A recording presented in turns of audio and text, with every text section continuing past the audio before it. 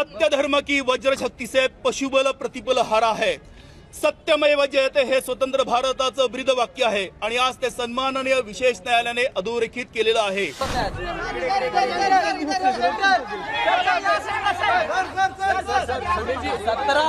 सत्य धर्म की वज्र शक्ती से पशुबल प्रतिबल हारा है, सत्यमेव जयते स्वतंत्र भारताचं जे बोध वाक्य आहे ते सन्मानाने विशेष न्यायालयाने अधोरेखित केलेलं आहे।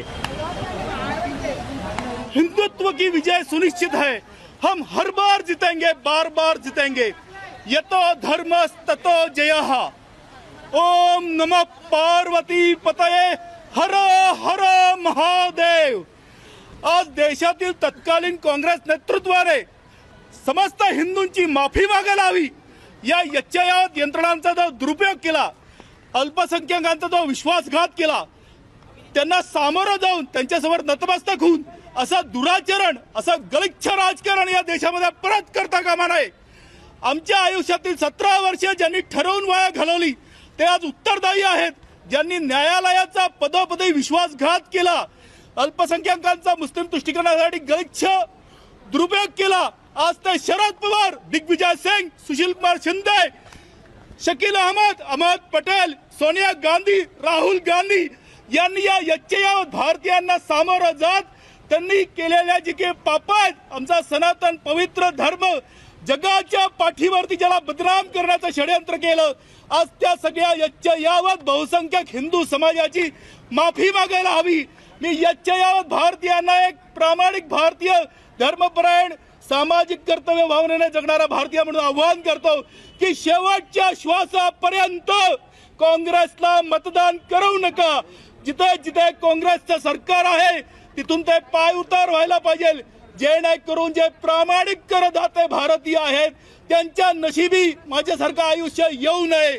खूप खूप धन्यवाद। मुंबईच्या पत्रकार परिषदांचे पण खूप खूप धन्यवाद। 17 वर्ष तुम्ही पुण्याहून मुंबईला येत होता या संपूर्ण केस संदर्भात आणि कसं स्वतः लढलेला, ते आपली व्यवस्था आहे। माझा पूर्ण विश्वास होता 140 कोटी भारतीयांप्रमाणे मी निर्दोष होतो म्हणून मी पहिल्या दिवसापासून वकील केला नाही।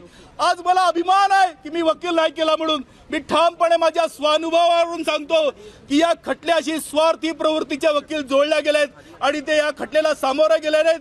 ठरवून सातत्यपूर्वक त्यांनी ऍडजस्टमेंट घेतलेत, खोटे ऍप्लिकेशन लावलेत आणि खटला प्रलंबित ठेवण्यामध्ये किंवा राजकीय अभिलाषा बाळगून काहीतरी राजकीय पद स्वतःकडे त्यांनी हे केली, म्हणून या खटल्याला उशीर झाला। अभियोजन पक्ष जेवढा जबाबदार आहे तेवढाच बचाव पक्षाचे स्वार्थी वकील सुद्धा जबाबदार आहेत। या खटल्यातील यच्चयावत आरोपी निर्दोष होते, त्यांनी जर वकील दिला नसता तर हा खटला 15 वर्षापूर्वीच संपला असता। तुम्ही 150 रुपये कोर्टाकडे मागणार आहात, हे नेमकं काय प्रकरण? मला भोपाळ मध्य प्रदेश इथून मुंबई पोलिसांनी अटक केली आणि जेव्हा मला पकडलं तेव्हा माझ्या खिशामध्ये 900 रुपये होते आणि जेव्हा मला इतिहास काळा चौकीमध्ये खोटा पंचनामा केला तेव्हा त्याच्यातले 750 रुपये फक्त ऑन पेपर दाखवलेत आणि 150 रुपये जे काही तथाकथित पंच म्हणून बोलवले होते त्यांच्या येण्या जाण्याच्या टॅक्सीचे पैसे आणि त्यांच्या नाश्त्याचे पैसे म्हणून त्यांनी देऊन टाकलेत।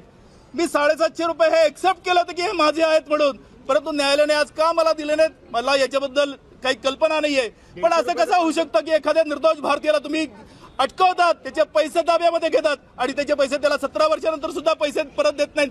प्रश्न 750 रुपयाचा नाहीये, तर त्या कष्टकरी भारतीयाच्या प्रत्येक पैशाचं मोल आहे, त्याची किंमत कोणी करू शकत नाही। तुम्ही 1 पैशाचा दावा दाखल करणार आहात राज्य सरकार विरोधात, काय सांगाल? आपण भारतीय आहोत, आपण ते सजग आणि वैचारिक दृष्ट्या परिपक्व भारतीय आहोत। महाराष्ट्र सरकारवरती, भारत सरकारवरती प्रचंड कर्ज आहे, पण तरी पण संबंधितांना जाणीव व्हावी म्हणून 1 पैशाचं कंपन्सेशन माझ्या 17 वर्षाचं याच्यासाठी मी कायदेशीर लढाई लढणार आहे। आणि मी याच्या अगोदर सुद्धा सरकारचे जे काही तथाकथित अधिकारी होते त्यांनी आम्हाला कारागृहामध्ये त्रास दिला, त्यांच्या विरोधात सुद्धा तिकिटाचे पैसे, पेनाच्या शाईचे पैसे आणि कागदाचे पैसे मुंबई उच्च न्यायालयामध्ये जाऊन आम्ही वसूल केलेले आहेत। त्यामुळे 1 पैशासाठी माझा न्यायालयीन लढा हा सुरू राहील। आपली निर्दोष मुक्तता झाली, मात्र जे मूळ आरोपी आहेत त्यांच्यासाठी आपण पुन्हा काही कोर्टात जाणार आहात का? मूळ आरोपी तपास करण्याचा अधिकार हा सर्वसामान्य भारतीय नागरिकाला नसतो, नाही स्वायत्त न्यायालयाला असतो। त्यामुळे या सगळ्या प्रश्नांची उत्तरे ही तपास तपास यंत्रणा देतील, पण मी ठामपणे परत सांगतो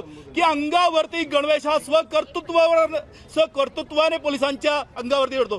चांगले प्रशिक्षित असतात, फक्त ही स्वायत्त यंत्रणा नाही आणि काही क्षणिक आणि क्षुद्र स्वार्थासाठी सत्ताधाऱ्यांच्या ताटाखालचं मांजर बनून तपास करतात आणि म्हणूनच अशी व्यवस्थेची लखतरं ही समाजासमोर येतात. अत्यंत दुर्दैवी घटना मालेगाव विस्फोट 2008चा हा जो काही गुन्हा आहे हा रोखून धरण्यामध्ये, त्या गरीबड्या मालेगावच्या करदात्या भारतीय नागरिकांचा जीव वाचवण्यामध्ये तत्कालीन सरकार अपयशी ठरलं आणि दुर्दैव असं आहे की त्यांच्या मृत्यूचं निर्लज्जपणे तमाशा बनवत या गलिच्छ राजकारण केलं, मुस्लिम तुष्टीकरणाचं राजकारण केलं. आज क्षणिक का होईना आम्हाला समाधान आहे, पण ज्या प्रामाणिक घरातील माणसं ही जखमी झालेत किंवा त्यांना देवाज्ञा झाली, तर त्या घरातल्या लोकांना आपण किती मूर्ख बनलो या देशामध्ये याची जाणीव नक्कीच होत असेल. त्यामुळे असं परत या देशामध्ये होता कामा नये. सत्ताधाऱ्यांनी एवढं गलिच्छ राजकारण करू नये अशी माझी आग्रहाची विनंती. आपल्या देशातला एक सर्वोत्कृष्ट सायकलिस्ट म्हणून खारदुंगला 5 पर्यंत लष्करी जवानांबरोबर गेलेला एक युवक समीर आणि या मालेगाव ब्लास्ट कोर्टातला निर्दोष सुटलेला समीर कुलकर्णी, काय फरक आहे दोघांच्या आयुष्यात या 17 वर्षात? महाराष्ट्र सरकारच्या इतिहासामध्ये प्रथमच मुंबई पोलिसांचे 2 तरुण आमच्यासोबत world highest motorable road Khardungla पासला आलेले होते. सांगण्याचा उद्देश असाच की आम्ही सामाजिक जीवन जगतो, आम्ही एक खेळाडू होतो आणि शासन प्रशासनाच्या सोबत मदतीने आम्ही आमचं राष्ट्रीय कर्तव्य पार पाडत होतो. दुर्दैव असं आहे की या खटल्यामध्ये on duty army officer, retire army officer की ज्याने 93 ब्लास्टमध्ये मुंबईकरांचे प्राण वाचवलेत, अशा सगळ्यांना सुद्धा गलिच्छ राजकारणाचं बळी बनवून 17 वर्ष चक्रा मारायला लावलं. पण या सगळ्यांचा जर दोष द्यायचा असेल तर तत्कालीन गव्हर्नमेंटला, युपीए गव्हर्नमेंटला, युपीएच्या त्या देशद्रोही धर्मद्रोही नेतृत्वाला, सोनिया गांधी असू द्या, राहुल गांधी असू द्या, दिग्विजय सिंग असू द्या, शरद पवार असू द्या, शिवराज पाटील, सुशीलकुमार शिंदे, हे सगळे याला दोषी आहेत आणि आज त्यांनी उत्तरदायी असणं संयुक्तिक ठरेल असं मला वाटतं.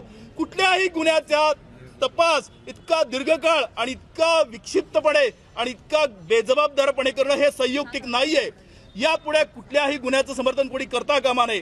ज्येष्ठ श्रेष्ठ त्या संविधानकर्त्यांनी सुद्धा त्या आपल्या कायद्यांचा एवढा दुरुपयोग कोणी करेल असं स्वप्नामध्ये सुद्धा बघितलं नव्हतं.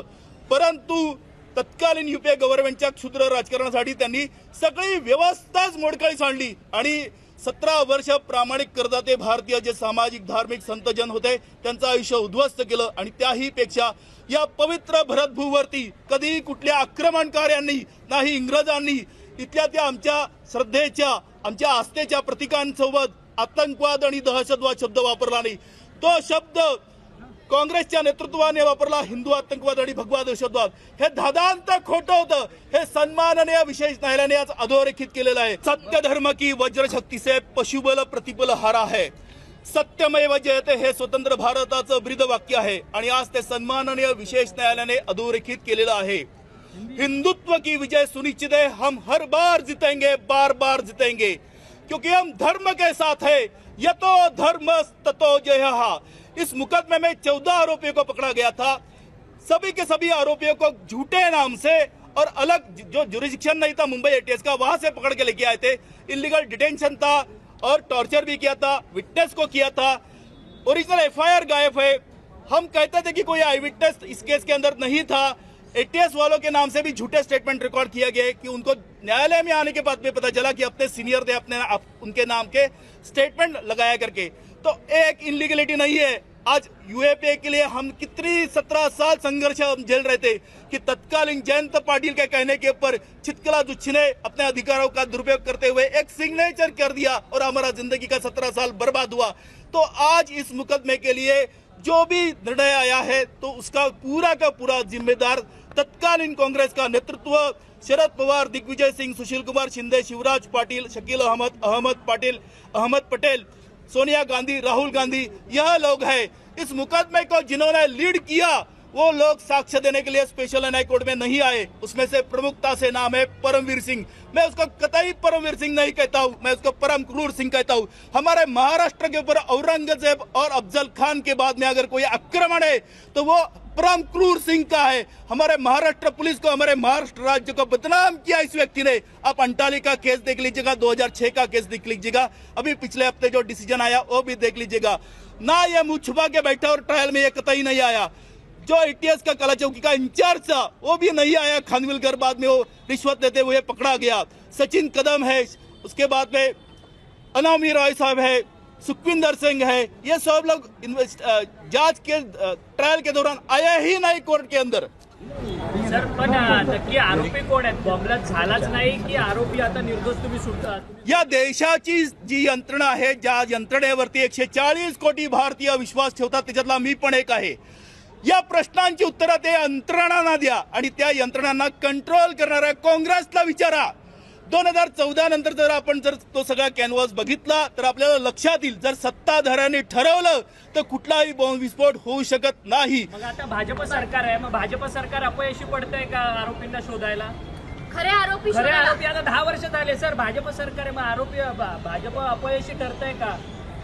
मी पुन्हा एकदा उच्चार करतो की या देशातल्या सगळ्या जे काही तपास यंत्रणा आहेत या स्वकर्तृत्वावरती खूप उच्च कोटीचं ते प्रशिक्षित घेऊन आपलं कर्तव्य पार पाडत असतात, परंतु त्या स्वायत्त नसल्यामुळे सत्ताधाऱ्यांच्या ताटाखालचं मांजर बनून क्षुद्र स्वार्थासाठी गलिच्छ राजकारणाला सत्ताधाऱ्यांचे ते सहकार्य व्हावं म्हणूनच ते तपासामध्ये विरोधाभास निर्माण करतात, असं माझं ठाम म्हणणं आहे।